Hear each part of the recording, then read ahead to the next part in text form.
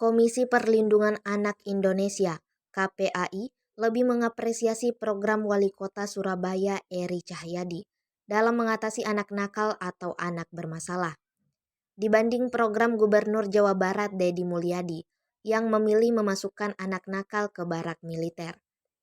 KPAI menilai program Rumah Ilmu Arek Surabaya Eri Cahyadi lebih humanis dalam membina anak bermasalah. Dilansir dari kompas.com, Ketua KPAI Ai Mariati Soliha di Surabaya, Rabu kemarin, mengatakan melihat langsung program pembinaan itu di salah satu asrama di Jalan Kalijudan Indah, Kecamatan Mulyorejo. Menurutnya banyak ruang keterpaduan yang ramah anak.